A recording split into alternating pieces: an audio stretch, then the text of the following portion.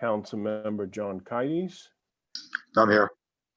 and Councilmember Greg Burnett. So we have a quorum. Thank you. So now we're moving on to item 3 on the agenda, which is the public participation. And Chitsame has informed me that we have no written comments that have come in. So Larry, do we have anyone from the public on the call? No, we have no attendees from the public at this point. Okay, so with that, I will close public participation. And that will move us on to approval of the minutes of the meeting from August 13th, 2020. Do I have a motion to approve the minutes? So moved. Thank you. Councilmember David Hooverman moves the minutes. Do we have any corrections? I have, oh, Tom Keegan. Yes. Yes. Yeah, no, I got it. Sorry about that. Yes, Chairman. I have a few just minor corrections.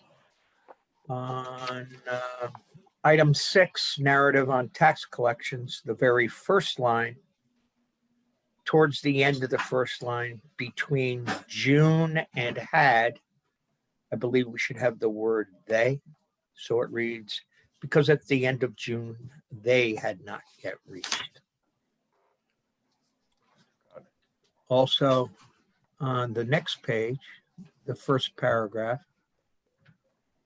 about mid sentence, first line, she said that they knew at the time that it should be inserted, was going to impact tax collections.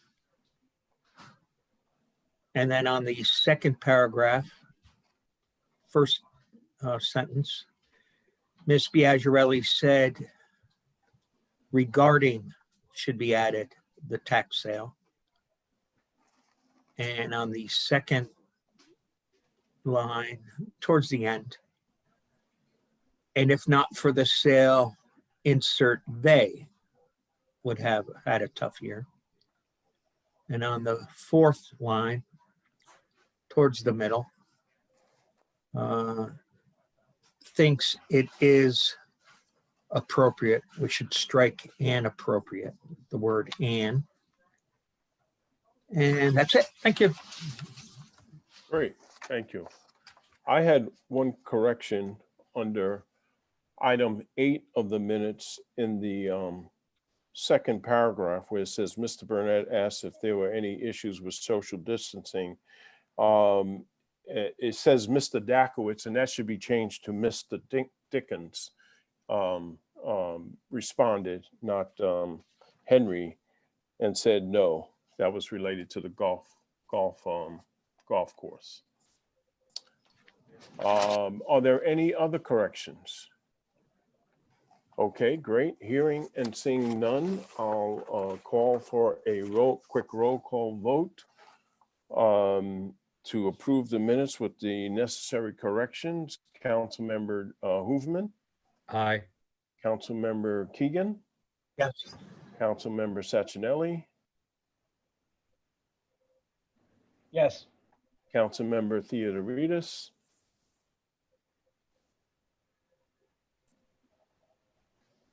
Yes.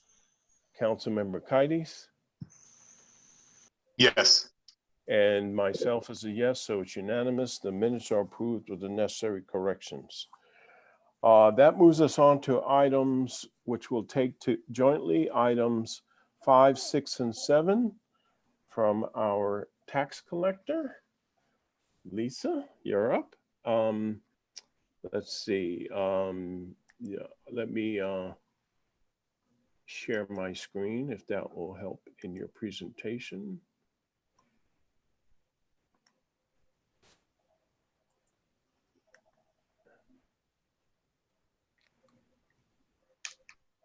So the first item is the claims report. Okay, can you hear me all right? Okay. This month, the claims report does not have any items in excess of $10,000. So it is for informational purposes only. You do not have to vote on it. Just the usual things with regard to our refunds. You see a lot of prorations. That's when individuals get rid of a car and they've already paid the tax bill in full. So that's what most of the claims report is for this month. So I think I can just move on to the other two with your permission. Yes, so the claims report, item 5 will be for informational purposes only. Thank Great. you. So now we'll move to item 6, which is the narrative on tax collections dated September 10th, 2020. Okay, I'm giving you the narrative, and I'm also giving you 2 spreadsheets because we are still within the period, we're still reporting on the period 60 days at the conclusion of the fiscal year. So next month you will have only one spreadsheet. You will have only the current year, but for July and for August, when we're reporting on those 2 months, we give you our current levy on the brand new taxes that we issued in June. And we also give you basically a wrap up of the prior fiscal year. So we'll start with the current year, with the current levy. And as you know, we still have the COVID extension. So the collection is not over yet as it normally would be. But nonetheless, as of the end of August, we had achieved a 44.21% collection on the $350 million adjusted levy, which isn't bad. I mean, you knew it was going to be down. We discussed this. We'll know better, really. We'll know better at the end of this month, and we'll know even better still after October 1st. When we look at the October month, then we'll know exactly where we stand. But I think I'm cautiously optimistic that things are going to be all right. It is definitely down. So if you compare this fiscal year to the prior fiscal year, same month through the end of August, we are down 7.22%. But again, I think that is entirely due to the extension that the council and the mayor offered to the public. With regard to the prior year, we have really good news. And that is that when we had discussed last year, last month, we were concerned if we would make budget. The budgeted collection rate through the end of last fiscal year was 98.6, and we have achieved 98.72. So we did meet budget and a little, and then some. So that's really good. And we also have topped $3 million in tax sale collections. 84 properties had paid in full on the sale that we started working on back in November of 2019 before COVID hit. It's my understanding that the state is still considering lifting the prohibition on tax sale for new sales, because we would basically be starting over. And we are just waiting for the governor to make a decision. But the tax collectors have been in touch with the Office of Policy and Management at the state, and it's the governor's decision because it was his executive order. But it's our understanding that he does recognize that the municipalities would like to get some revenue in, and that he is going to lift the prohibition. He's going to put some restrictions on it with regard to exempting properties that deed over. He's not going to want to have people being evicted by the new owners. So there will be some prohibitions like that, but that will be up to the governor. But it's coming, we just don't know when. So we really can't plan on it until he signs it. Let's see what else I have for you.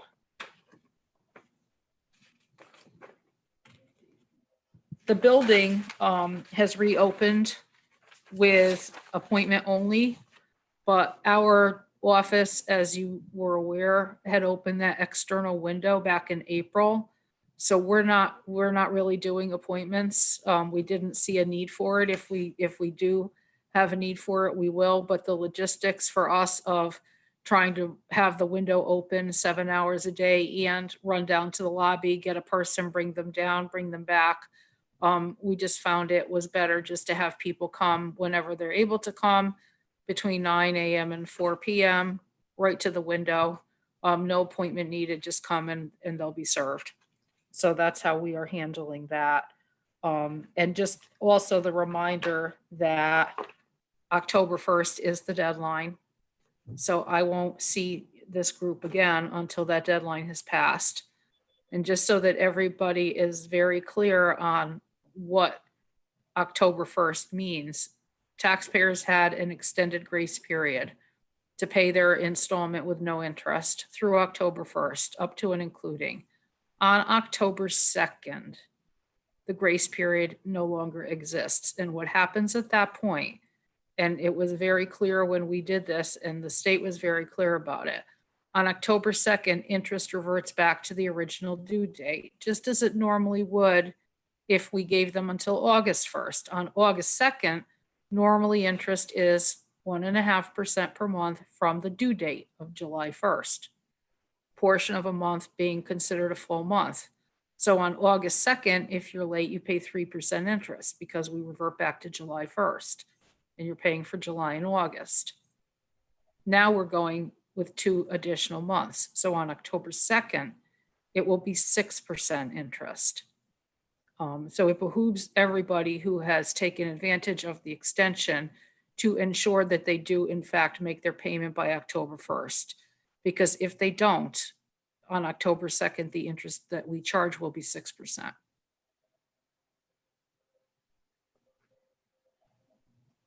And that's really all I have for you. I'd be glad to take your questions, comments, concerns, issues.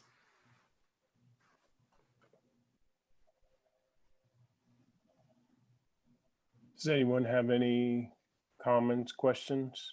Yes, Chairman Burnett, David Huvelman, I have a question. In October, when we meet, will that report reflect the collections October 1st, or no? We'll have to wait till November? We do it month by month. So we'll have the report that we're going to formally present at the October meeting will be the end of September. But I can run some figures that also give you to date. People who So, came in on yeah, absolutely. October 1st Yeah. and did Yeah. that, so we can find that out. Okay, great. And Lisa, just real quickly, the reading the narrative correctly, the 98.72 reflects the tax sale items, the 3 million in tax sale, and the Sono collection money that we weren't ultimately anticipating. Is that correct? The 3 million that we're speaking of for tax sale did not include the Sono collection because that was not past due. Okay. The 3 million that we collected on the tax sale properties, those were all properties that were already in arrears before COVID even happened. So we had scheduled a sale that we were going to have in July of this year, July of 2020.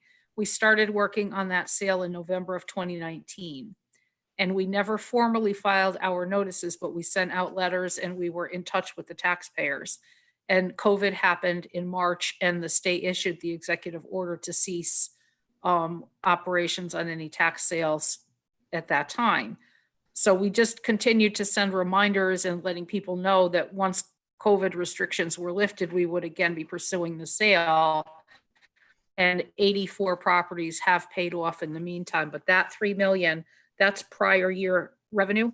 And it's delinquent. It does not include the Sono collection. Now, with regard to the Sono collection, we did get one of the big payments that we were expecting did come in without them taking advantage of the extension, but the 2 anchor stores have not yet paid the last time I checked, so they are waiting.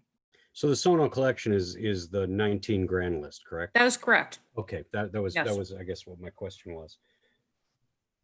All right, thank you. And You're thank welcome. you for all the work that you're doing. You're welcome. We're trying our best. I think you're doing better than trying. Thank you. Thank you. Thank you. Lisa, this is Greg. Just one item to consider. what you eloquently laid out in terms of if someone pays their taxes on October 2nd, that the interest would be 6%.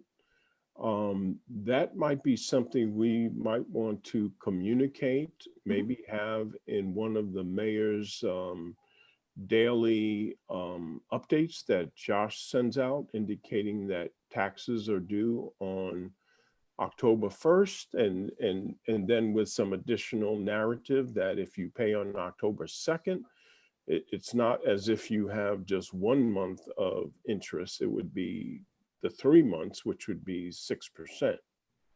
I think it's important that we get that communication out sooner rather than later, so people aren't surprised and say, oh, why is it, why am I paying, such a high interest rate Yes.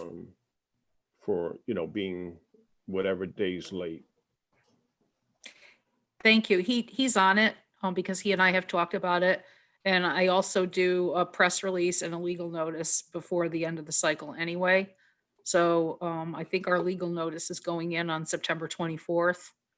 But Josh, I think he's going to put it in that little update at least twice. Okay, that would be great. Good. Thank you. Are there any other comments related to the tax collector's report? Okay. Let's see. So you basically covered items 6 and 7. Both of those items are for informational purposes only. That is correct. Great.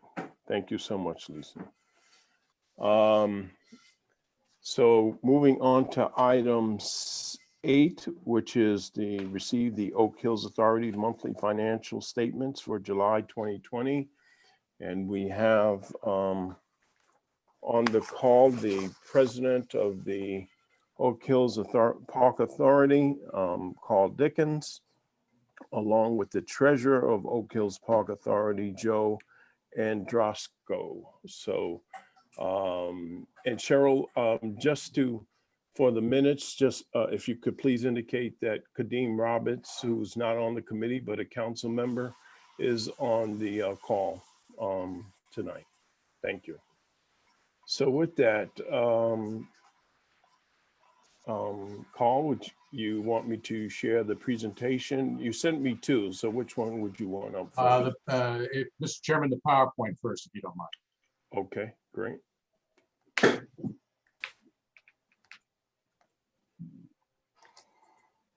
And let's go to the slide, which should be the second slide in the deck that I sent, which is the revenue/expense updates. All right, hold on. Let me. It's labeled wrong. I apologize in the black part, but the right side is right. Current revenue and cash between 5.9 and 9.7.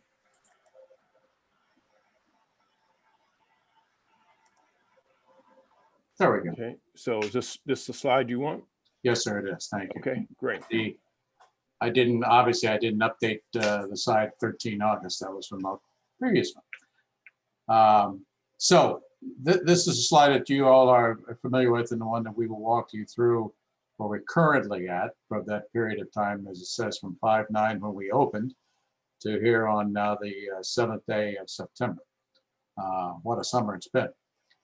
So there's the total revenue from that period of time. The bottom line number there is $1,309,026.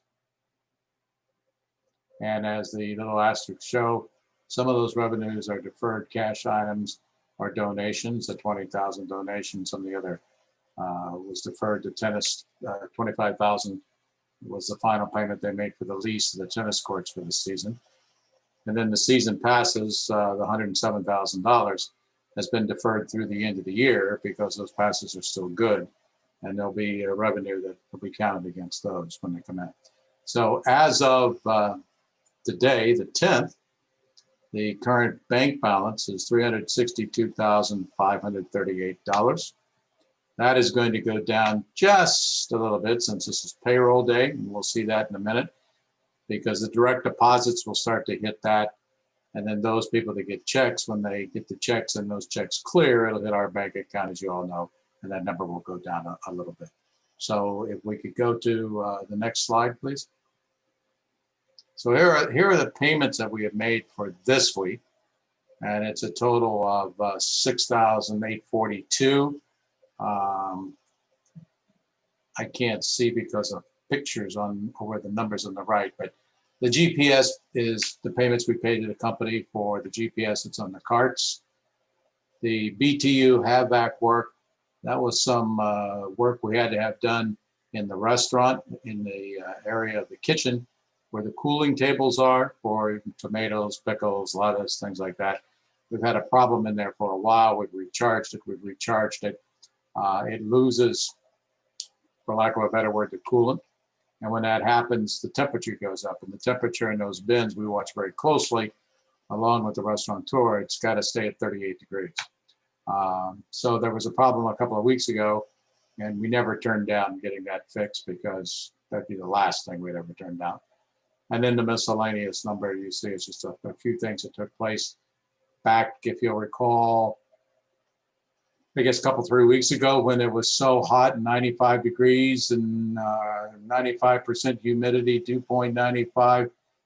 And the air conditioners exchange could not handle all the evaporation that it was pulling out of the air.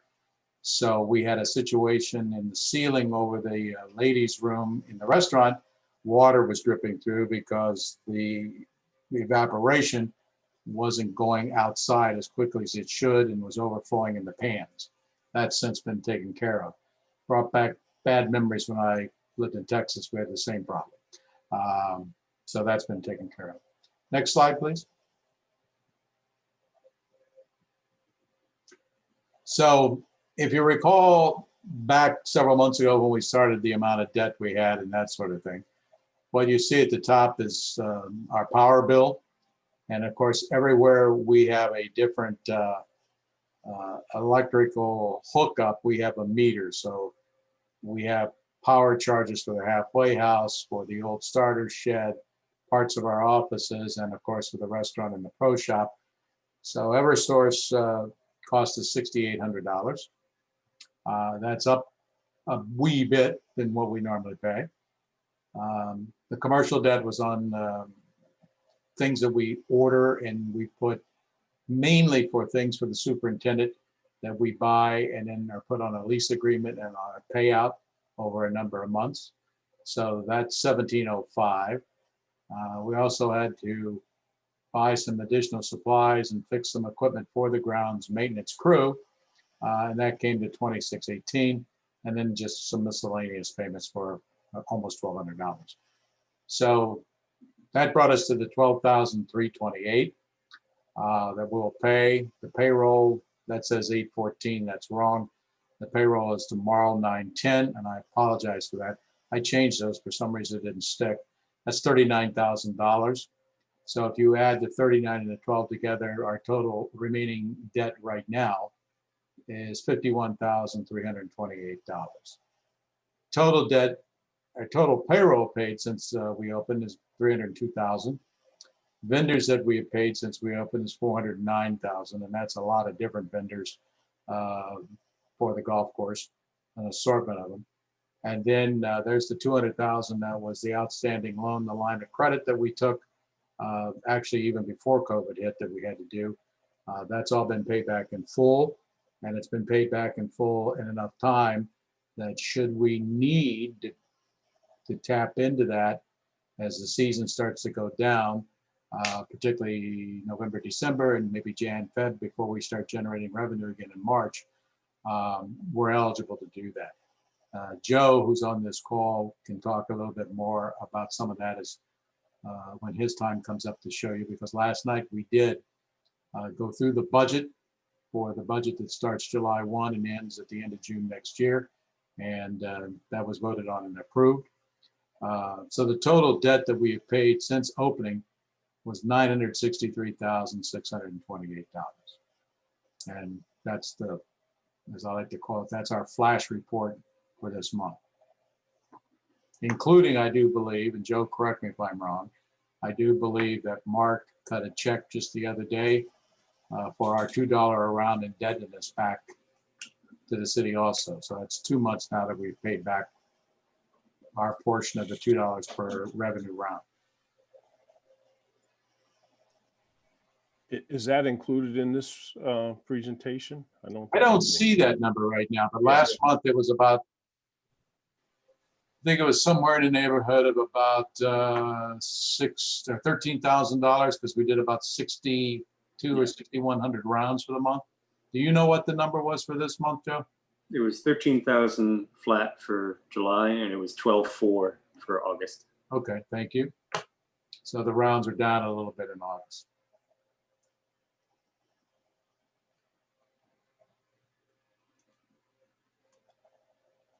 All right, so if you don't mind, Mr. Chairman, if you'll bring up now the other document I sent you, there was the PDF. And Joe will speak to that because that'll give you a look at the budget that we discussed at length. And I want to compliment Joe, Mark, team for doing really what I think is an outstanding job putting the budget together for next year. Actually, we're already in it. And we went through this last night, as I said, in our emergency board session. And the board then took a vote and passed it. I think there were 6 yeses and 1 no. Full disclosure, I was the no.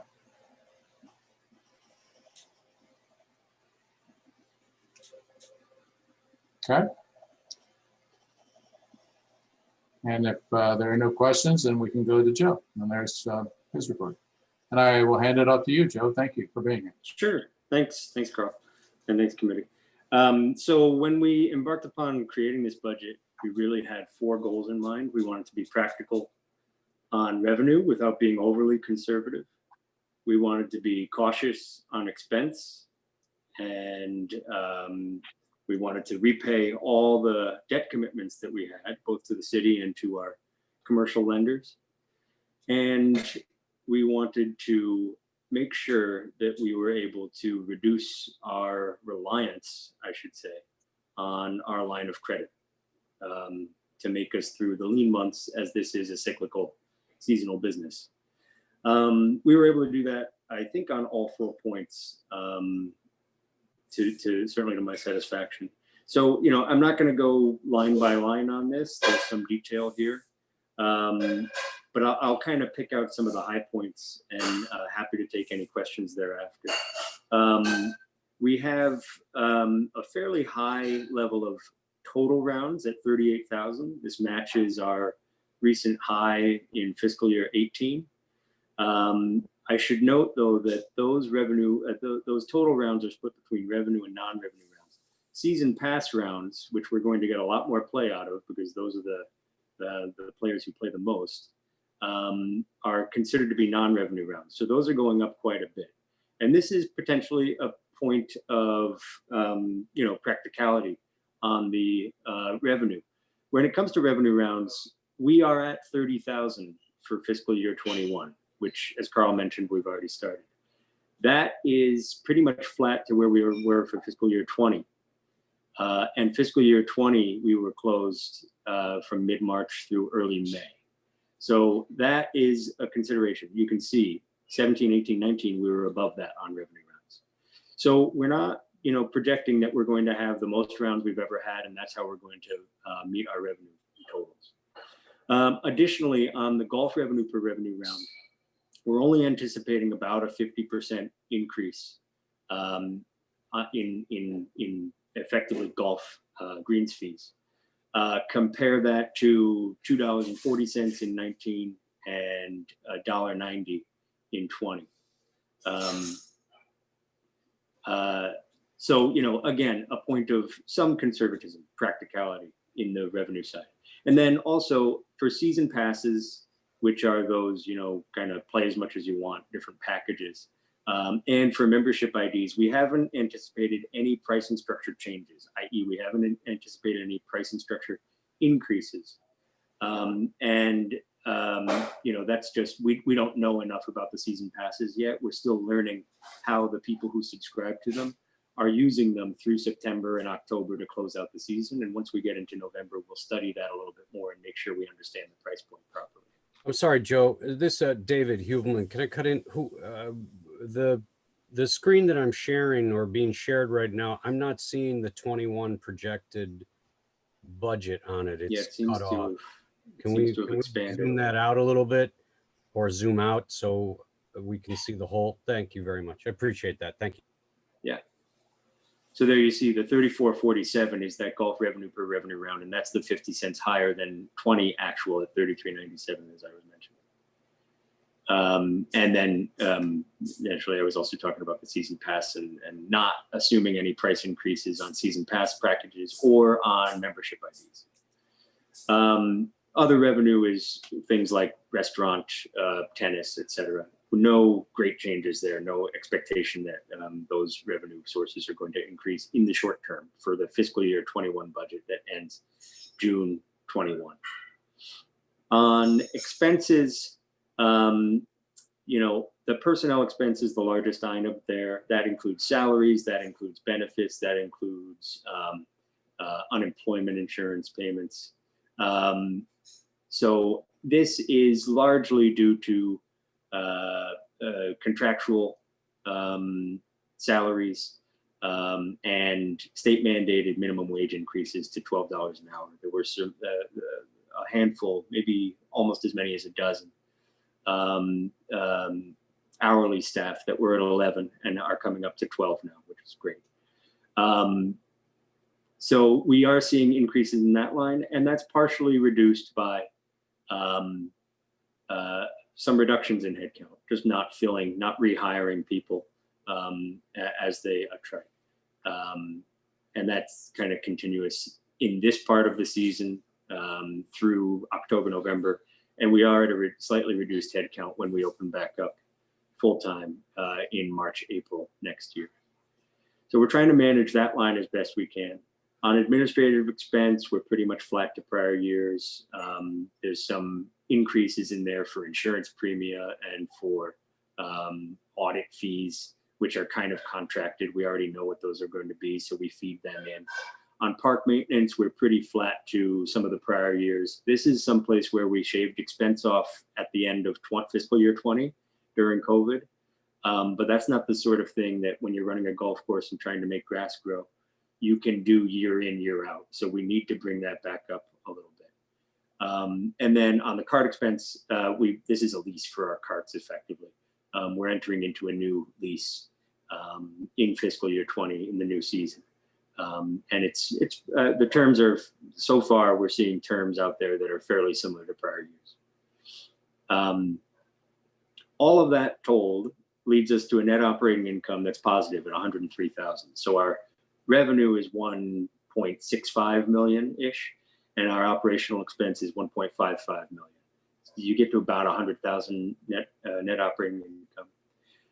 And then we put in some cash effects. So upstairs in the operational expense contains all of the interest payments that we make on our debt.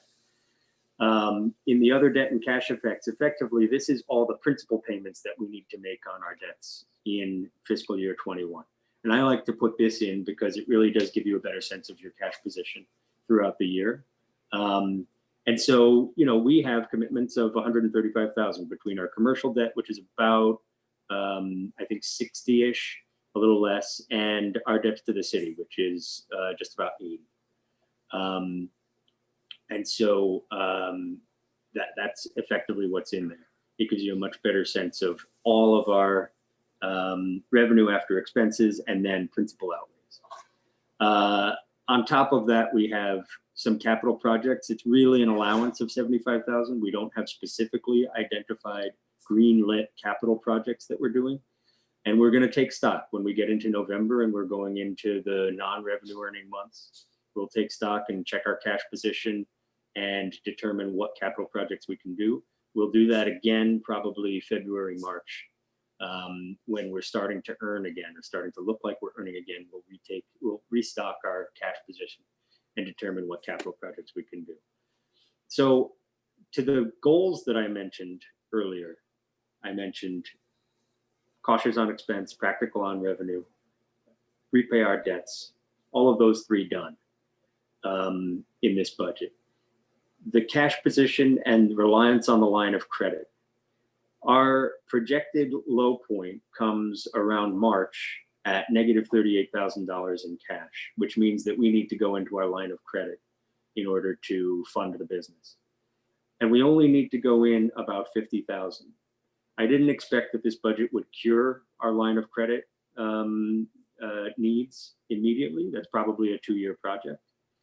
But it certainly reduces it, because if you noticed on Carl's presentation just now, we had a $200,000 draw on our line of credit in early May, and we've paid all that off.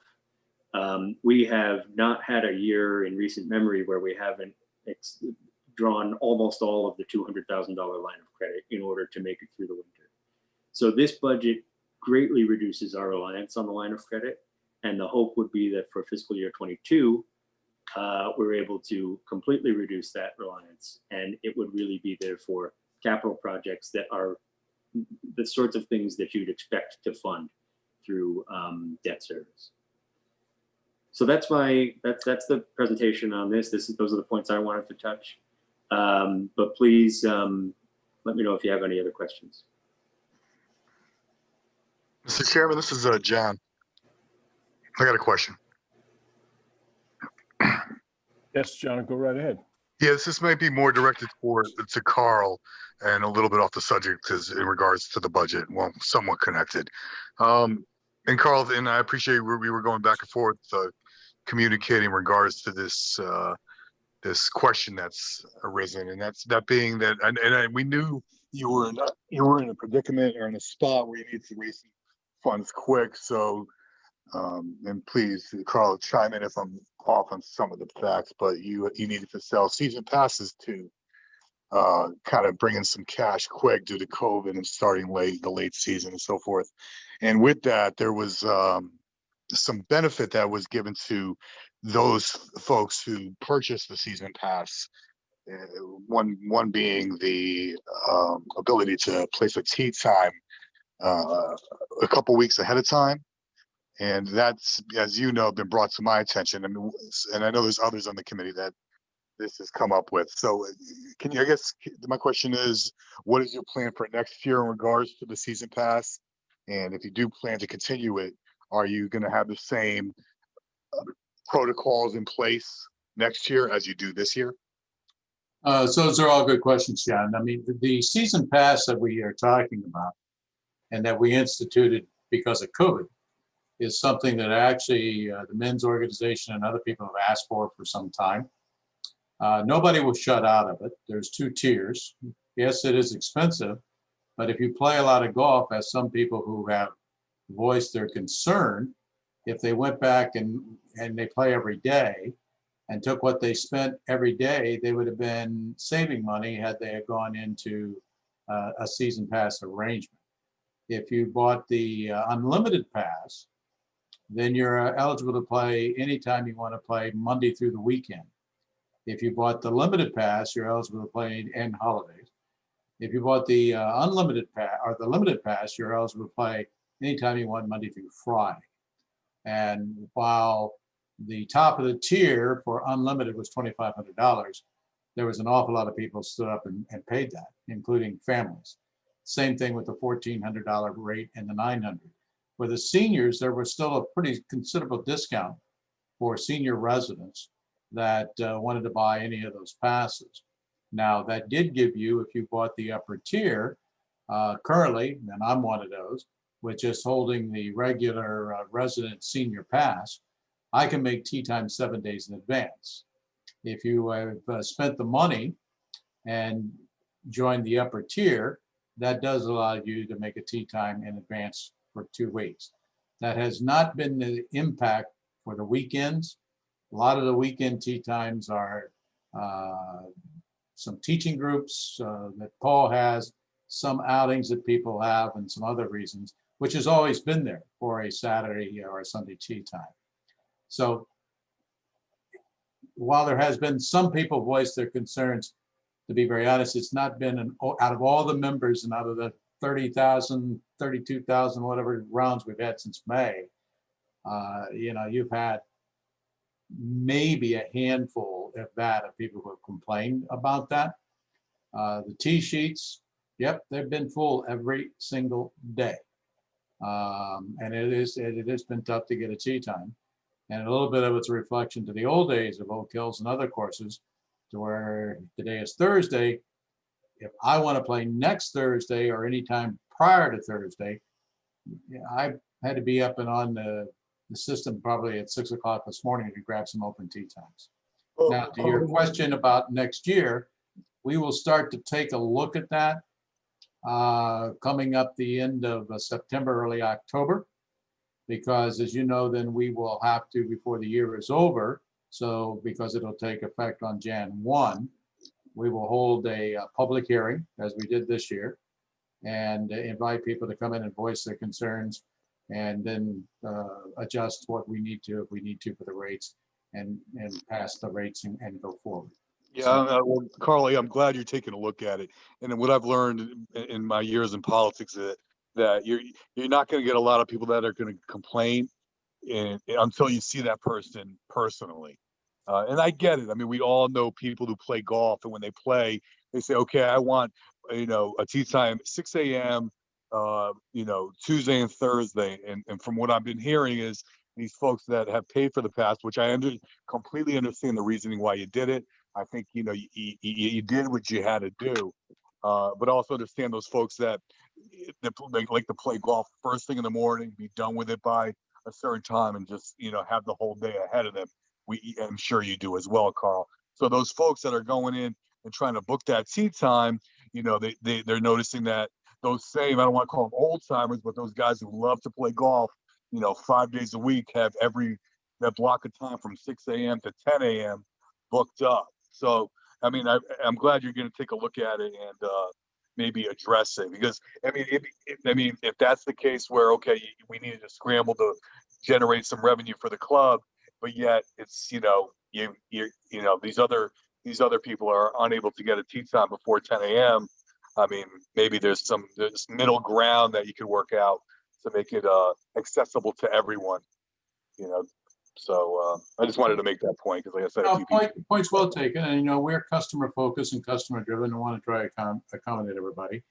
Oak Hills, it's a small community, so the people that have voiced concern, we don't not see them on what I say. I've talked to people in the parking lot. I've talked to people on the first tee. Paul has talked to people. We answer their letters, and we've talked to them on the telephone. So we've heard their concerns, and we understand that. But yeah, that is what we will definitely take a look at. And unfortunately, also, as the course has gotten more popular, and how many of those people that are playing Oak Hills this year for the first time carry over to next year, it could also just be a problem if the rates were exactly the way they were, whenever, because there's an awful lot of play. I mean, we're doing 300 rounds or so a day. the course is beautiful. No one will deny that. So No one will deny that. Yeah, I guess, my point is, okay, if you're going to wait to the public hearing to see who shows up and says what, I've been to public hearings for the council where we're deciding the city's budget, and there's one person in the audience. That's my point. Is my experience has been, since I've been on the board, and I'm entering my third year, when we have had meetings for public hearings on rates, it's been from 0 to 2. Oh yeah, I can imagine. One of the things that we're trying to engage as well is that we have a fairly large men's group. It's about 200 in there. And the ladies group is a little less, it's under 100. We've been trying to engage them as well on their thought process on this, to not only help with their own numbers, but just to help, how we gauge all this, from start to finish. Right. And lastly, and just to that point, there was a Nancy article today in regards to Oak Hills' meetings. Yes. Carl, are your meetings available to the public? And how our regular meetings, when we have one coming up next week on the 17th, and it's a good timely question, because beginning next week, have worked out an opportunity with the city where we're going to be using this platform that you're on, which will make it easier for everybody. The way we've been doing is just simply with a Zoom meeting that's on my account with a link to our authority board. And we always publish a agenda. And on the agenda, the link to our meeting has always been on the agenda as it's fed to the city 7 days prior to the meeting, or 4 days prior to the meeting, I think is what it is. Are your meetings posted on the city's website as well? And with your agendas and the Zoom links? Yes. I believe they are, yes. Mark handles that for us out of the golf course. We have had, and I'll explain to this group and whoever else was watching, one of the reasons that we went into executive session on this budget is that I'm never comfortable in talking about what other people make salary-wise. And because of the way we're structured, it's not really open to the public because we pay for that ourselves. But anyway, the bigger concern is that people who work side by side and work at the course don't know everybody else's money. And so we try to avoid having any conflicts of where people see how much point person A, point person B makes. So that's why we went into the executive session. Now, my mistake is that we did the whole thing in executive session, which we have done on some other things legally under the rules when we've talked about personnel or buying something and that sort of thing. But we did come out of the executive committee and voted out of executive committee on the budget last night. We didn't vote for that in executive committee. And all of the other meetings we have, yeah, they are open to the public, and there's always a public comment, which we get maybe every other meeting, maybe every 4 meetings, we have maybe 1 or 2 people show up. So. Right. I get it, man. This day and age of, remote meetings, even if people don't attend, they feel like they should be made public. But thank you, Carl. And not a problem. I don't disagree with that. I mean, we're an open book at Oak Hills. We really are. There's no hidden agendas. We're not trying to do anything. We're just trying to run it like a business. And as Joe told you about the budget, not consider that $200,000 as a line of credit that, oh, well, if we need it, we just write it. I think you might have heard me say when we voted last night, and I voted last because I didn't want to influence anybody on anything. There were 6 yeses and 1 nay. I was the 1 nay. And the reason I was the 1 nay is that, again, it is what it is. But when I look at a business model, maybe it's too many years of looking at those, and I look at the budget and I see that revenue's 1.5 and expenses for personnel is 50% of that, 1.6 and 50% of that. I can in good conscience endorse that.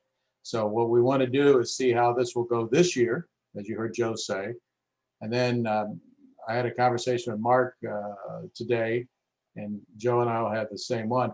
I want to model out a 2-year, 3-year, 4-year game plan so that we can see, okay, if the way we put things together this year work, what do we project how it will look doing the same thing for year 2? How will it look doing the same thing for year 3? And I'm not advocating cutting staff because we're cut pretty much to the bone now. I think it's incumbent upon us. On Jim's side, it's pretty cut and dried, no pun intended, with the golf course maintenance people. But I don't think that on the other side that we've done a great job of utilizing the scheduling of the staff and the overtime and the hours that we pay and that sort of thing. So we're just trying like heck to find places where we can improve. just real quick in closing, Carl, what's going on with the restaurant? And the reason I ask, I've been told that the new restaurant at Smith Richardson, actually, I don't know if it's new or old, but I've been hearing great reviews and it's become a destination, and just always makes me think about how underutilized our restaurant is, and how as we've been talking about over the years, that it could be a destination, it could be a restaurant, that people go to other than golfers. So I just was curious about to see what's Uh, the agreement with the current operator of the restaurant, and do you have any plans to find someone new or go out to RFP So next year? as it stands right now, the current agreement, which took care of the halfway house and the restaurant, Right. will end at the end of October. So one of our board members, Babar Sharif, is actually heading up the restaurant side of things now because he's in that business. He owns the Sand Wedge down on Route 7. And he's also managed other clubs, including the Riding Club in Wilton. And we're taking a hard look at what fits and doesn't fit at Oak Hills.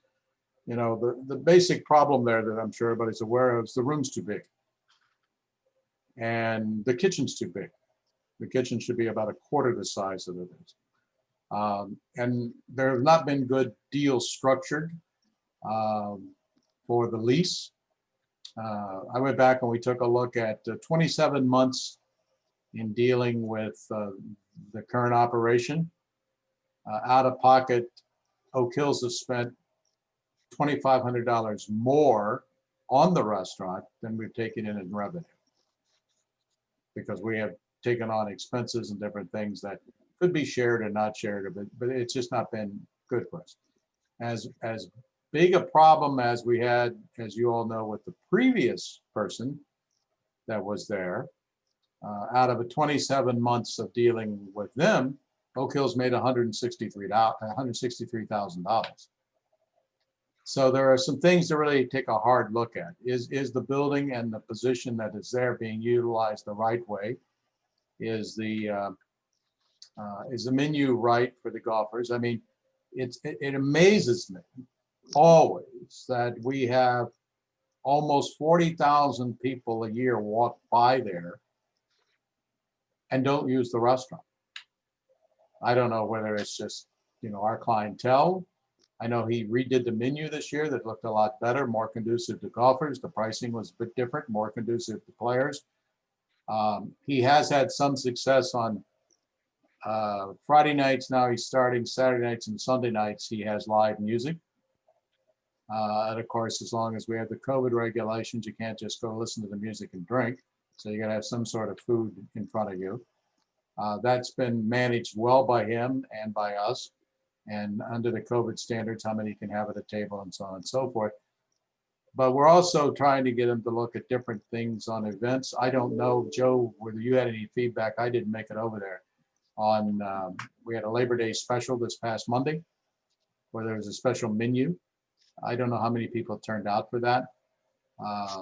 In the past, when the current operator took over, we had a Memorial Day weekend that was a fabulous success. We had a July weekend that was a bust. So I don't know how this one went. But there has to be different things explored on how we can do things there. And the biggest problem is, yes, it is not a destination spot that people think about. Hey, let's go there for lunch. And the hours of operation have been a problem. Because it's not open every day for breakfast. And that also is because of the size of the place and the staff that you need to operate it. So all of those things are being looked at right now. We would rather put down what our wants are and see if the current operator can meet those needs, and also pay the rent that we think is even fair in these days, this day and age. We are not at this time advocating going to an RFP to find a new provider.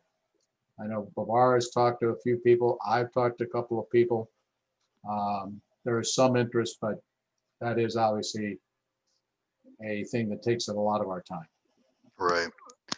And I guess, I mean, if memory serves me correctly, any long-term lease would need to go through the city as well. That was a part of the negotiations with. Correct. Part of the restructuring is that whether it's this operator or a new one, before a long-term lease is signed up on, we will come before council and let you guys take a look at it and ask questions, and then thumbs up or thumbs down. Yes. Sounds good. Yeah. I mean, I know with COVID, all the rules are, things are strange. The rules are different. So I guess hopefully by next year, this time, or January, so we'll be in a different place. I pray to God that's the So Carl, do you have an indication or time frame as to when you might be coming before the finance committee and council to discuss, say, a long-term agreement?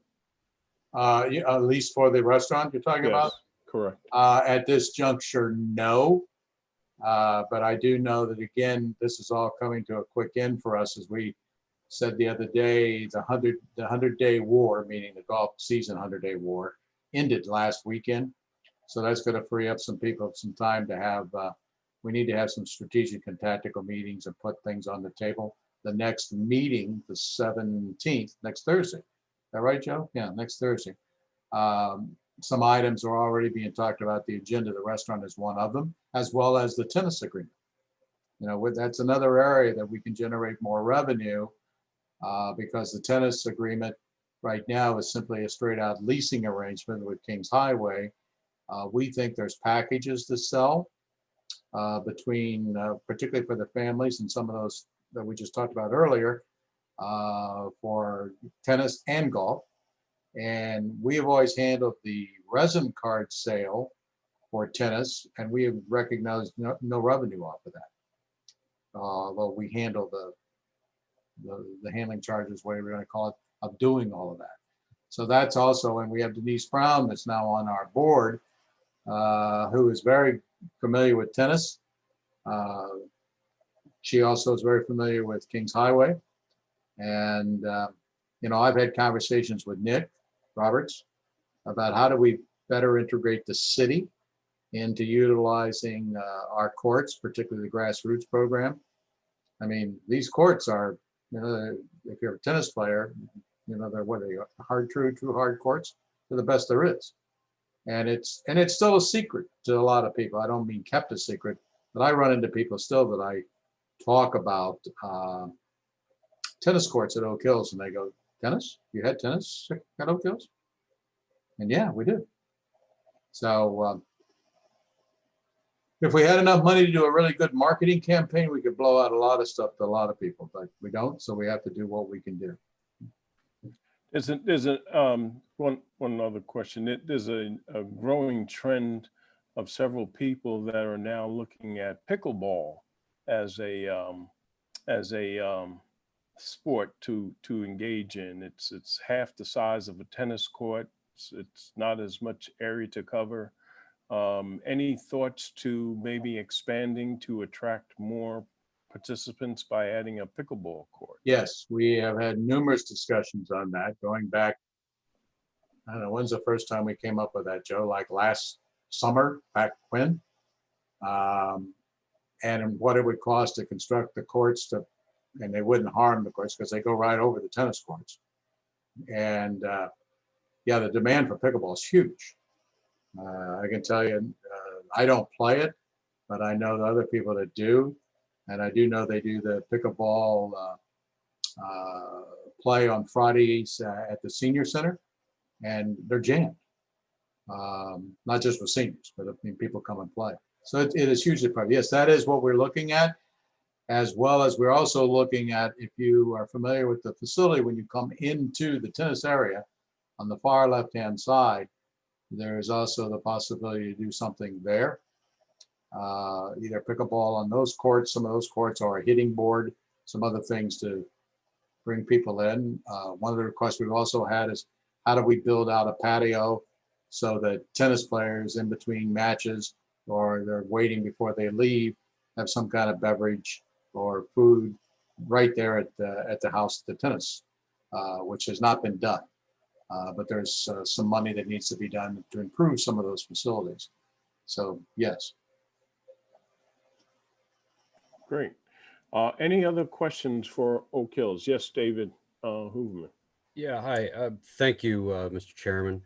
Carl, Joe, thank you very much for the presentation tonight.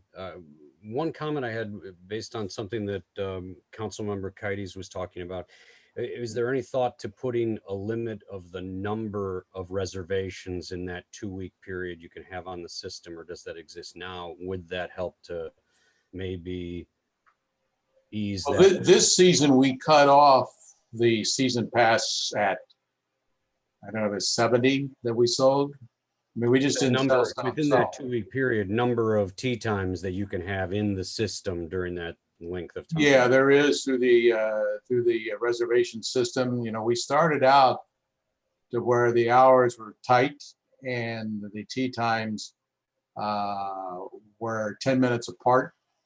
And that spread it out. And then things were going so well, we made a lot more money by expanding the hours on the morning and then also expanding the tea times to 10 minutes, which did not slow up play, but it allows you to get more people to have more tea times, to your point. And so, yes, that is something that has also been looked at, and Paul Alexander has some ideas on doing that. And also some special days and special events to allow that as well. So yes, it's all being considered. Okay, thank you. And this, I guess, is more for Joe and you, Carl. Just a question. I know that what we all want is January to come and that we're done with COVID and we move forward. But does your budget take into any consideration buffers, that the possibility that we may be in a limited situation? When you look at your 20 numbers, you know, are you budgeted for the eventuality at that point, or are you looking at the line of credit as a potential buffer for that eventuality? It's exactly why we wanted to reduce reliance on the line of credit. So with this budget, you know, we do have room for emergencies to go deeper into the line of credit if need be. But I'll also point to some of the conservative assumptions that we made on the revenue side, where we're not going crazy and assuming the best ever revenue rounds. We're not saying we're going to have a $3 price increase. We're much lower on those assumptions. So I think those are the things that I point to that buffer us against a downturn or any sort of closure. Okay, thank you. Yep. And thanks for being here tonight, guys. Thanks for inviting us. Great, thank you. Any final questions or thoughts for Oak Hills? Okay, seeing none, thank you very much, Carl and Joe. Thank you, Mr. Chairman. Very clear. So we are now moving on in the agenda to item number 9, which reads as follows: authorize the mayor, Harry W. Rilling, to execute a 12-month agreement with 2 one-year optional extensions with Innovation Interfaces Solutions, a sole source provider for integrated library system cloud hosting services and maintenance and support for the Norwalk Public Library for an amount not to exceed $59,990, account noted, budgeted operating expense, no special appropriation required, and forward on to the Common Council for further action. Do I have a motion on this item? Council Member David Hoovman moves this item. Thank you. So we have on the meeting tonight, Karen Delvecchio, who's our Director of Information Technology, and Laurie Iflin, who is the Director of Library Technology. So Karen, would you like to start on this item? Certainly. Thank you, Mr. Chairman. Good evening, everyone. For those of you who haven't met Laurie, Laurie's the Director of Library Technical Services at the Norwalk Public Library, responsible for both the main library and for the branch library as well. So a little bit of background about the Norwalk Public Library. We included some of this in our memo. Not only does the library have over 200,000 items that you can touch, like books and periodicals, but over 375,000 digital items like ebooks and streaming media. And it serves our community of the Norwalk community in many ways, but certainly to the over 53,000 library card holders. So it's a big enterprise, and there's a lot of moving parts with a library. Even though it's very quiet, when you go inside, there is a lot going on. Since 1999, the library has used an automated integrated library system, or ILS, and it's called Sierra from the vendor Innovative Interfaces. If you think of an integrated library system as an enterprise-wide system for a business, it's pretty much the same thing. It manages and it supports pretty much every aspect of the library's functionality, from the circulation to checking in, checking out, point of sale, their self-check kiosks, their reservations, the materials ordering, and all of the patron information. Moreover, this is a service that's available 24 hours a day because it not only circulates the physical content, but it also automates or authenticates patrons who are using the downloadable e-content from the convenience of their homes whenever they want. So this integrated library system really allows the staff to efficiently and effectively serve the public. And since its inception, this has been an on-premise few servers that provide these services. So there's an application server, and then there's a database server on the back end. Every year in October, the library team and the IT team sit down and we look at what the library's technology needs are going to be, not only for the upcoming budget year, but we kind of look 5 years out as well. And that helps us really with our planning and our resource allocation. So in October of 2019, we talked about the possibility of migrating the library system from that on-premise implementation to the vendor's cloud solution. And there were a lot of benefits that we were able to identify by migrating from the on-premise solution to the cloud. It would alleviate some of the staff time that the library needs to invest for things like making sure the system is up and running and backups, likewise with the IT team as well. Where the vendor will take care of all of those software upgrades for us, so we don't have to do that in the future. It's the vendor's equipment that's in the cloud, so we don't have to invest in capital technology going forward, which we were doing every 5 years. We were completely upgrading those 2 servers. The vendor will take care of the backups and the archiving. We will utilize their security protocols as well as our own to protect the patron data. It also gives us enhanced reliability and serviceability with automatic failover of servers, which we don't have now, but we will have if we go to this cloud application, as well as it gives us automatic scalability up or down, depending on the growth of the library. We don't need to invest in that. That's going to happen automatically for us. And there were some financial capital savings, again, about $25,000 every 5 years to replace those 2 servers. And we don't have the electricity cost or the storage space to run those as well. So we started this process back in October, and Lori and her team went out and talked to other Fairfield County libraries in the size and scope of Norwalk and the services that we provide to see if they had converted to the cloud and how satisfied they were with it.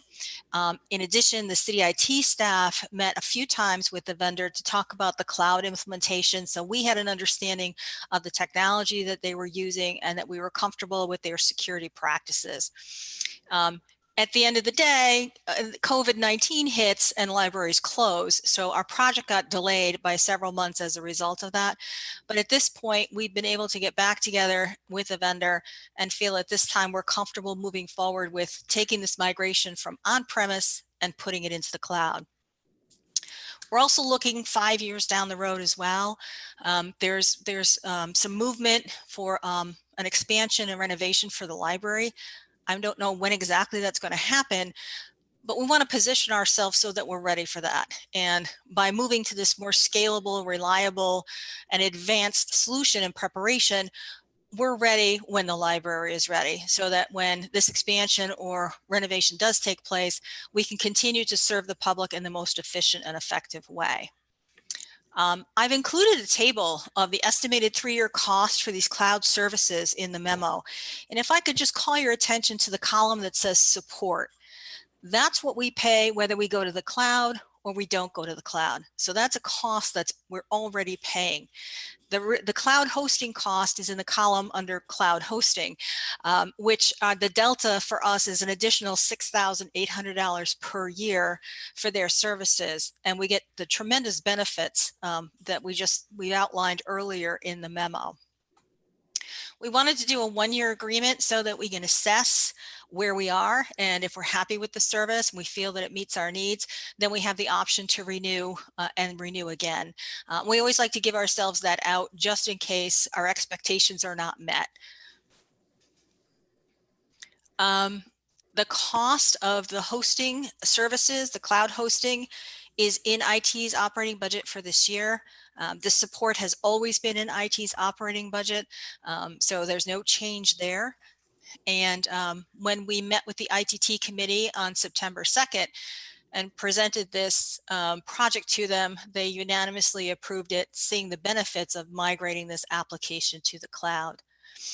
The sole source documentation has been approved by the purchasing department, and it was on its way to the law department. And Lori, I don't know if we got that back from the law department yet, but we don't. Pardon? Not yet, sorry. Not yet. So, but we don't anticipate that there's going to be an issue there. And when that becomes available, hopefully we'll have that before this item would go to the council. So that's pretty much the project in a nutshell. I'm happy to answer any questions, and Lori's happy to answer any questions relative to how this operates within the library.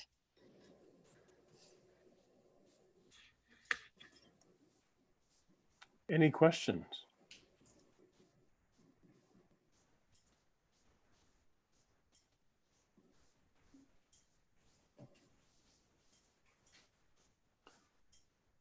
Yes, Councilman Hoover. Thank you, Chairman Burnett. Just one quick question. What was the reasoning behind going to a 1 year with 2 optional years as opposed to doing a longer term contract, which could, might potentially do more savings? Because when you do the math out, 5 years, you're well above the $25,000 that it would cost to replace the servers on the in-house. So I'm just curious as to what the reasoning on doing the contract this way. So when we looked at anytime we make a major change from an on-premise application to moving it into the cloud, we generally don't tie that up for a long-term contract unless there is compelling financial reasons to do so. We're going to make this change. We feel it's in our best interest to make this change, but we also want to give ourselves the option that if for whatever reason the vendor is not able to deliver, that we're not committed to a 5-year contract. So we have the options to renew. The other thing we want to keep in mind is that Triple I, as we call them, Innovative Interfaces, is a major player in this space, but there are other players who are becoming more and more prominent in the market. And it may come to a point where maybe we want to look at, do we want to stay on this platform, or do we want to look at other vendors in this space? So this gives us the flexibility to be able to do that. Great, thank you. Thank you. Any other questions?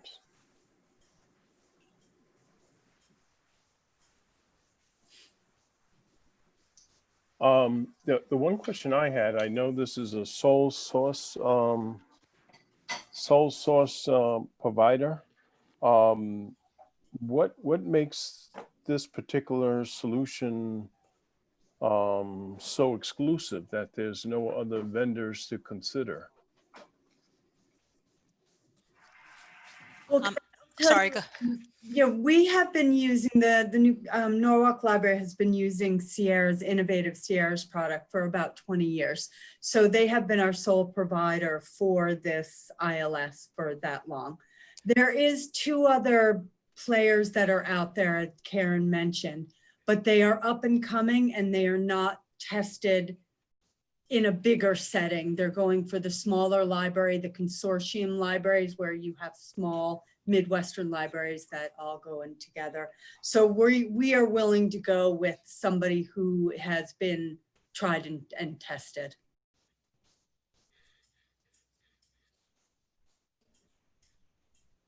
just a quick Okay. follow-up of Chairman Burnett. So if Sierra is the platform basically the same, just moving to the cloud for you guys? So you sort of dovetail together and move right into the cloud system with it, and it's a simple migration, I assume, as opposed to a much more complex migration. Mm, Yes, I think that is correct. In essence, it's, the customer or the patron of the library is not going to notice any difference. Okay. The difference will be on the back end and on the support side for the library and for the IT department. Yeah, it's the same software. It's version 12 here in the library. It's version 12 here in the cloud. When we go to version 13, that's the vendor will make that happen. The burden is not on the library and the IT staff to make that happen. Okay. Thank you very much. Thank you. Great. Any other questions? Okay, hearing and seeing none, I'll call for a roll call vote on this item. Councilmember David Hooverman, Aye. Councilmember Keegan, Yes. Councilmember Sacchinelli, Aye. Councilmember Theodoridis, Yes. Councilmember Kides, Councilmember Kides, Sorry, I was on mute, yes. and myself, Councilmember Burnett is also a yes, so it's unanimous. Okay, so this item will move to the September 22nd Common Council meeting for full further approval. Terrific. Thank you so much. And Lori and I will be at that council meeting to answer any questions that may come up. Great, that'd be greatly appreciated. Thank Thank you. Have a great night. You too. Okay, so that moves us to item 10, the last item on the agenda, and we have our Chief Financial Officer with us, Henry Dakowitz, who will provide us with a financial update on a few items: capital spending, bond sale, AAA bond rating, and COVID expenses, and anything else he wishes to share with us at this time. So, Henry, the floor is yours. Thank you, Chairman, and my friends on the Finance Committee. I want to just prepare my remarks with some context. I do a lot of reading to keep up with what's going on in the financial markets, government, and there was a cover story a week ago in Barron's magazine. It was called "The $1 Trillion Hole." America's cities and states are facing monstrous revenue shortfalls, trouble ahead for municipal bonds. And I just wanted to read some of what's out there so that everyone can appreciate what we're doing in the context of some pretty awful times. So it starts, when it comes to city and state financial messes, Richard Ravitch has seen it all. In '75, he helped pull New York City from the brink of bankruptcy as the middle class fled to the suburbs. In 1980, he led the city's transit authority through a strike so brutal he needed a bulletproof vest. As lieutenant governor of New York State in 2009, he showed how to save its budget from the ravages of the global financial crisis and years of fiscal denial. But none of that, he says, compares with the toll that COVID-19 is inflicting on municipal finance. This time is much worse. Further in the article, in all, states are facing a budget shortfall of $555 billion for the 3 years through June of 2022, according to the Center on Budget and Policy Priorities. For cities and towns, it's $360 billion for the 3 years through December 2022, says the National League of Cities. That's a grand total approaching $1 trillion. The question now, how many municipal bond issuers, cities, states, and others, won't be able to repay investors?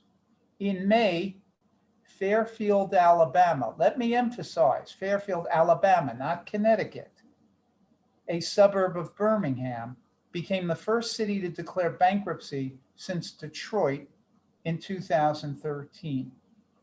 So to summarize, cities, states, governments at all levels are facing horrendous consequences, and many of them are just hoping and praying for a government bailout from the federal government. In this context, Norwalk's conservative financial policies over the 7 years of the mayor's tenure, continuing with the support I've gotten in the 15 months I've been here, has put us in very good stead. I'm proud to say, through fiscal year 2020, which ended June 30, with the pandemic starting February, March, we were able to continue operations with no furloughs and no layoffs. Okay? We are estimating that for the fiscal year 2020 budget, we will have a slight deficit. But included in the budget was an anticipated $6 million drawdown of our rainy day general purpose funds. We are looking at a maximum of $1 million drawdown. So that means we're doing 5 million better than the total budget. Okay? So the conservative strategy, policies that you all have supported, the operations of the managers, it's all come together in a very positive way. Now, we are beneficiaries because most of our revenues are from real estate taxes, and most of our real estate taxes are residential in a solid upscale community. There are communities that rely on sales taxes, income taxes, tourism taxes, and they're having very big difficulties. So while we don't diminish the challenges that are out there for our citizens, our taxpayers, and ourselves, our conservative financial policies have held us in good stead. And as you're aware, as we created the budget for fiscal year 21, and we made adjustments to the budget after we knew about COVID, we've tried to protect that budget going forward as well. So the context is, it's really difficult out there, but we are doing pretty well, knock on wood. That has been reflected in going to the bond markets. August 15th, we closed on our $42 million new money bond offering. That's the $42 million limit that we stated when we went through the capital budget on how much we would borrow this year.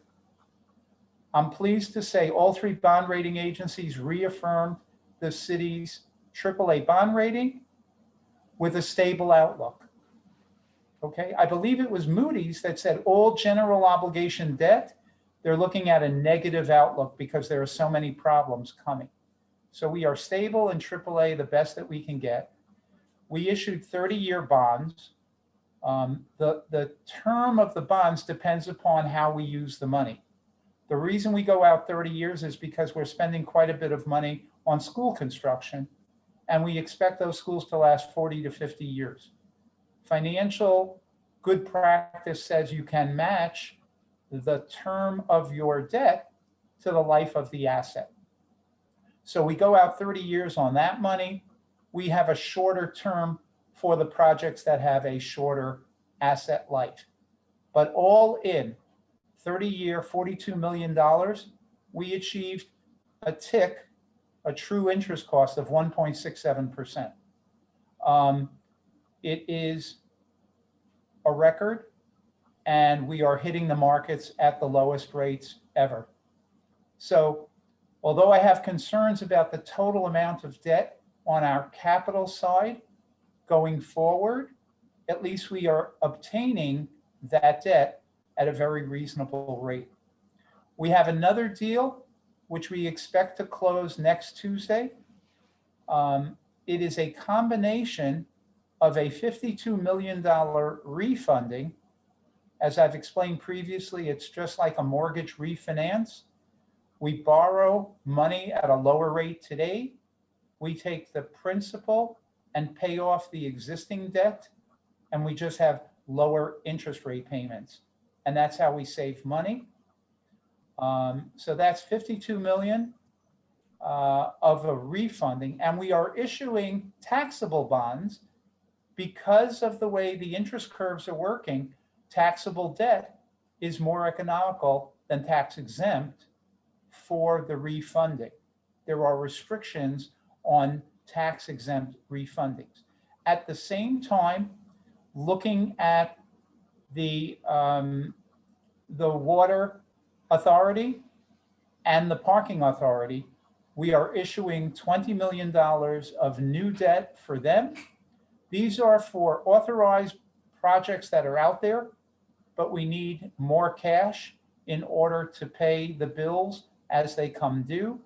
And that $20 million offering will be on a tax exempt basis. Our expectation on Tuesday is that we will save on a net present value over $2.5 million. So what we do is the calculation, we looked at the change in the interest payments and the debt service each year, and then we discount all of those payments back to today. And that's over a $2.5 million savings. It's approximately 6% of the principal we're issuing. The guidelines in the industry are that you are not allowed to do a refunding unless you're getting at least 3% savings. So again, we got a very good reception from the market several weeks ago. We expect that to continue on Tuesday. And the AAA ratings, which also got reaffirmed for the Tuesday offering, is a testimony by independent financial experts that we are managing our finances on a very conservative basis. Any questions so far? Okay. Sounds like all good news, Henry. So far, so good. Thank you. One aspect I did want to talk about is COVID. Obviously, we have been impacted by COVID just as others. Let me give you a summary.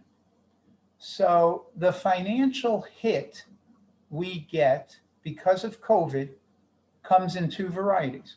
One is a shortfall of revenue, and the other are expenditures that were unplanned. I'll also divide the numbers into the city versus the Board of Ed.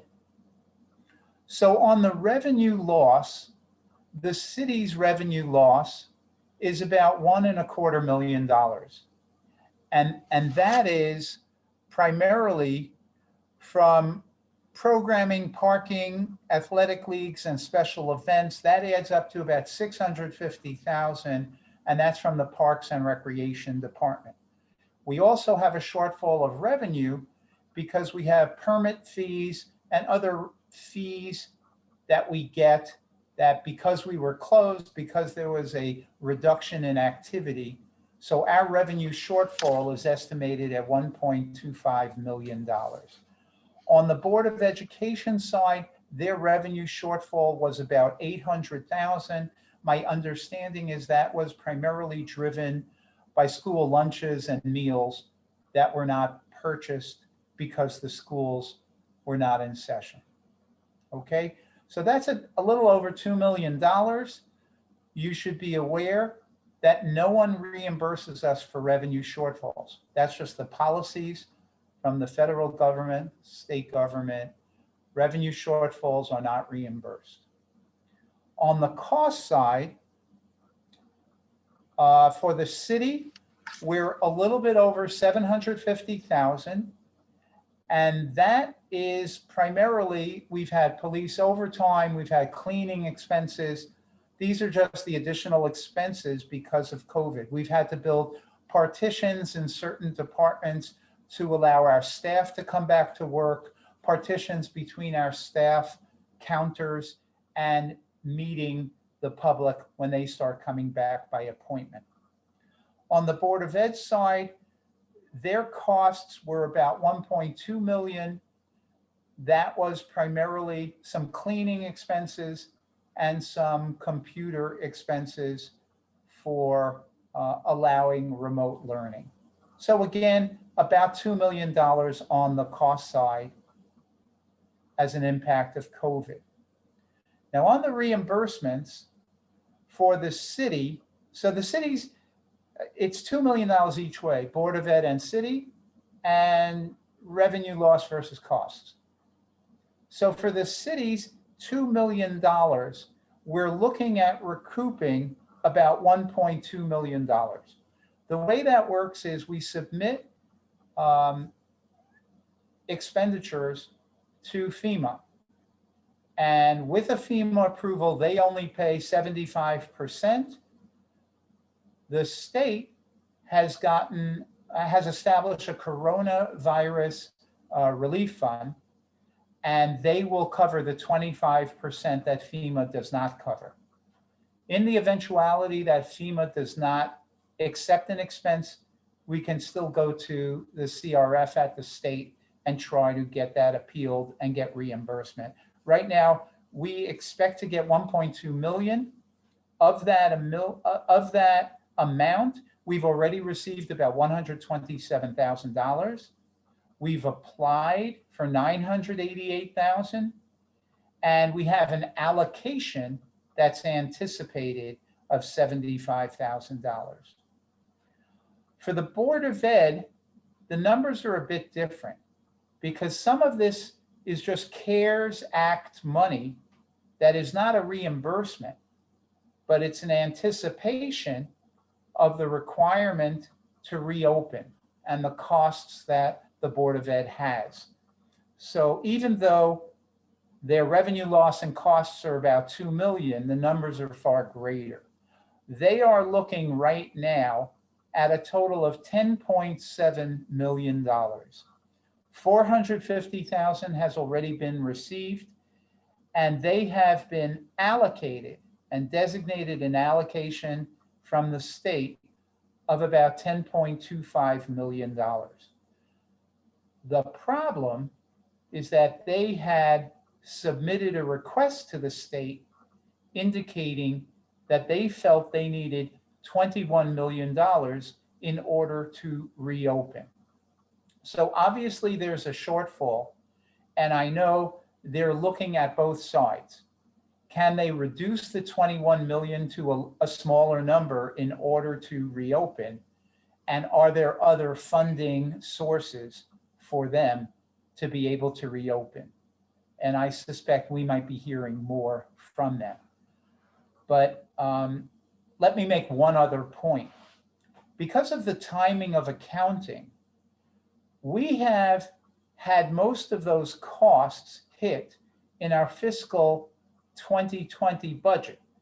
So we've already absorbed that into that, what I call the maximum $1 million drawdown. So even though we've had those hits, we don't anticipate more than $1 million drawdown, and we still keep in our reserves the 5 million that we didn't draw down. And that includes all of the hits from COVID. Having said that, when we get reimbursements after August 31st, on the modified accrual basis of accounting for governments, when that cash comes in, we report it as revenue then. So some of these reimbursements may be coming into our fiscal year 2020 year, which will help defray future revenue shortfalls or unexpected expenses from COVID or anything else in the current year that we're in now. So that's kind of where we are on the COVID side.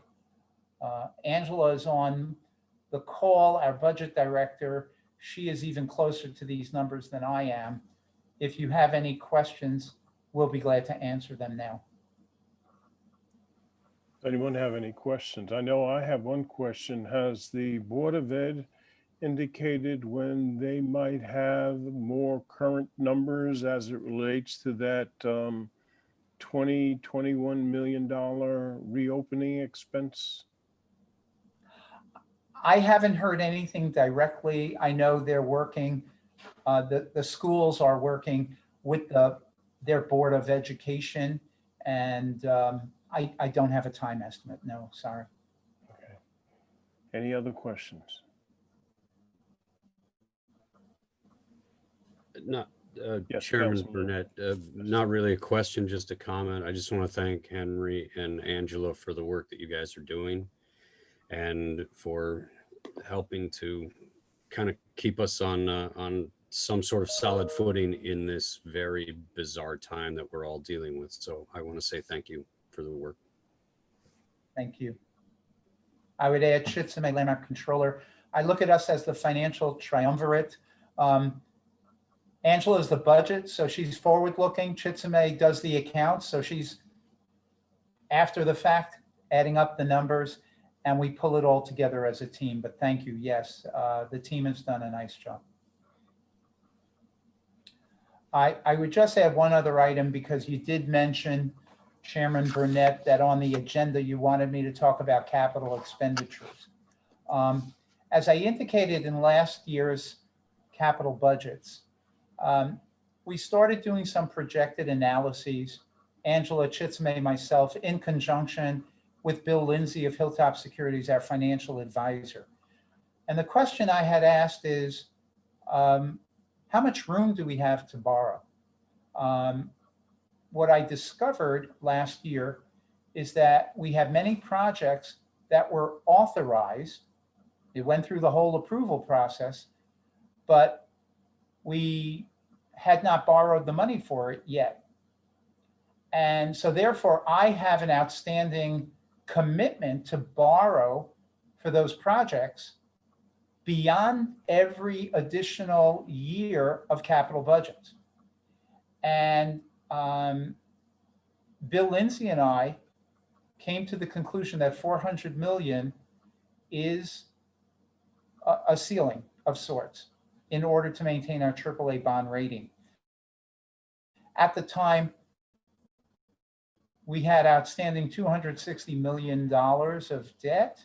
We had approximately 22 million that was maturing each year.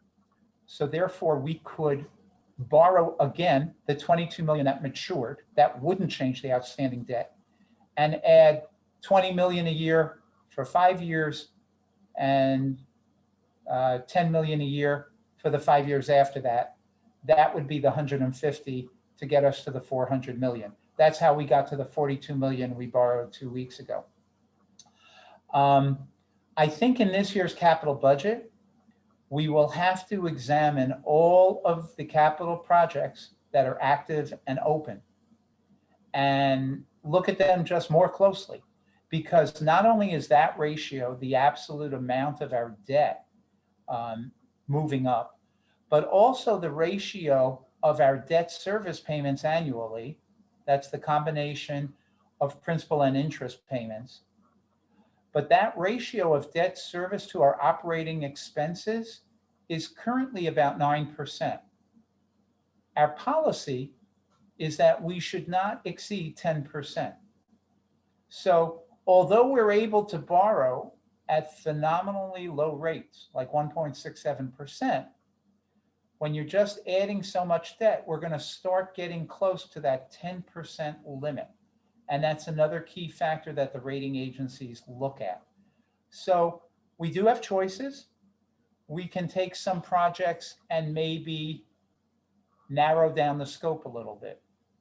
Maybe if we had a Cadillac type of project, we can change it into a Volkswagen or a Chevrolet to save some money there. Maybe if we expected to spend the money over the next 3 years, we can stretch it out over 5, 7, 9 years, depending upon the projects. But we have this ceiling and we have to be able to fit everything in. So that should be coming as we go through the capital project budget this year. That's my yellow flag, if you would. But I think COVID, which is the immediate crisis for most other municipalities, I think so far, we're okay. I think on the capital side, and it makes sense. This is a great investment. We're borrowing to invest in schools and infrastructure that will add to the value of the city, that will attract businesses and homeowners and help us grow. So it's a good use of borrowed money to invest properly. I'm just saying we've got to be a little bit careful when we look at the big picture. Absolutely. Thank you, Henry. Any questions or comments? Okay, thank you. Okay, great. Thank you for the update. Very valuable and very helpful, especially as we begin to move into the budget discussions in the coming months. So this will be very good foundational information as we begin those discussions. With that, there's no other item on the agenda. I'll call for a motion to adjourn. Councilmember Keegan moves to adjourn. All those in favor? Okay, great. It's unanimous. It's unanimous. So we're adjourned. Thank you, everyone, and stay safe out there. Take care. Thank you. Stay safe. Thank you. Bye-bye. Cheryl, you're looking. Are you all right? Did you have a question? No, I'm just getting ready to say be well and have a great week. Okay, great. Thank you. All right, Take care. bye-bye.